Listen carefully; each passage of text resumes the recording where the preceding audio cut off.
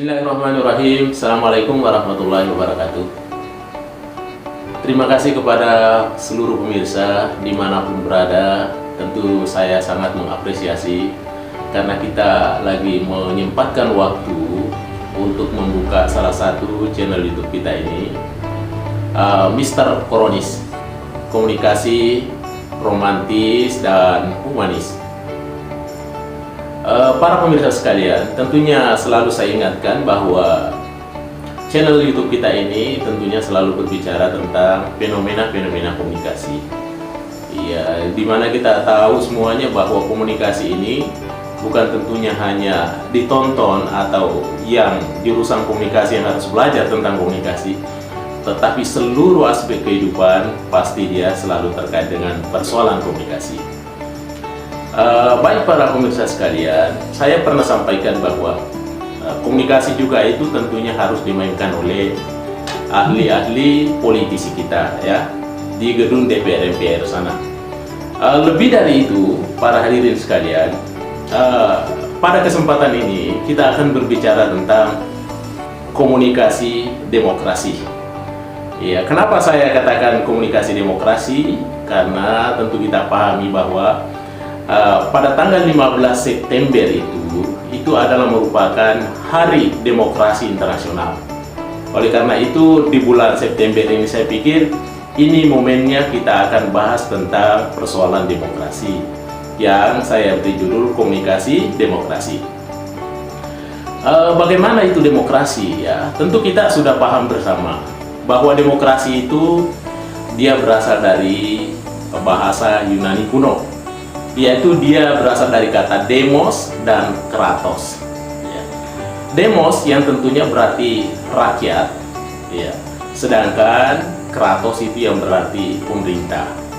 Iya, makanya dikatakan bahwa demokrasi itu adalah pemerintahan rakyat ya.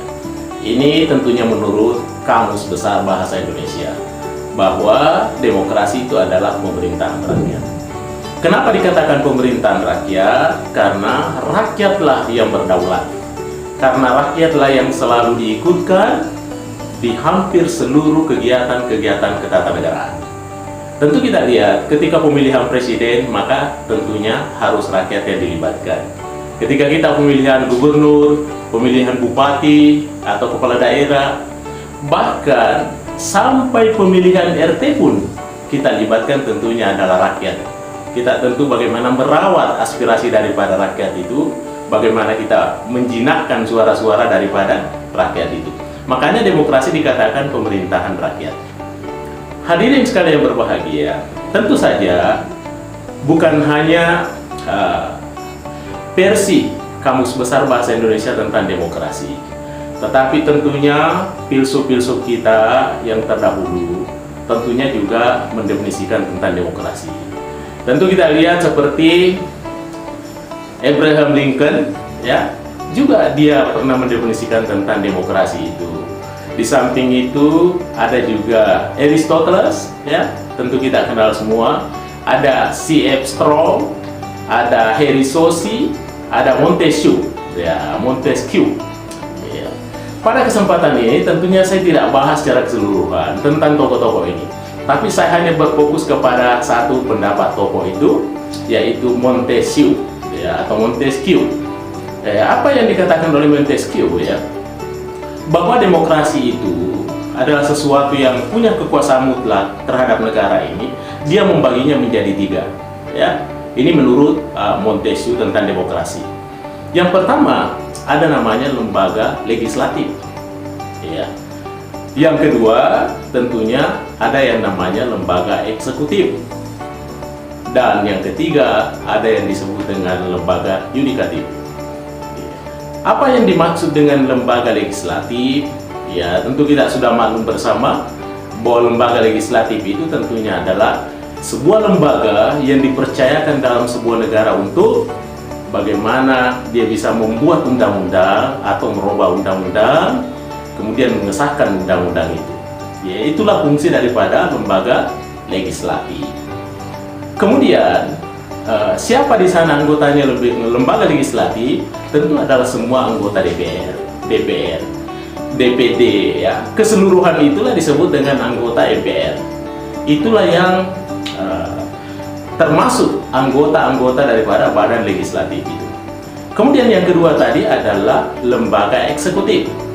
Apa tugasnya lembaga eksekutif? Artinya tentunya lembaga ini bertugas tentu menjalankan undang-undang. Ya, menjalankan undang-undang, mengaplikasikan undang-undang dengan baik.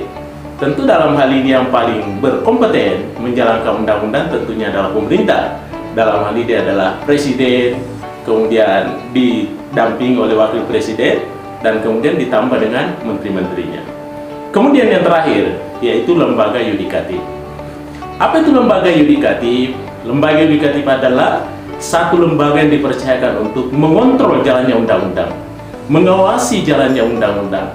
Kalau perlu dia mengadili jika ada sesuatu yang terjadi di dalam undang-undang, terjadi penyimpangan-penyimpangan. Maka ini yang biasa disebut dengan lembaga pengawas. Ya, tentunya siapa yang terkait dengan persoalan lembaga yudikatif, tentunya adalah di sana ada Mahkamah Konstitusi dan di sana juga ada Mahkamah Agung. Inilah yang mengontrol jalannya undang-undang itu.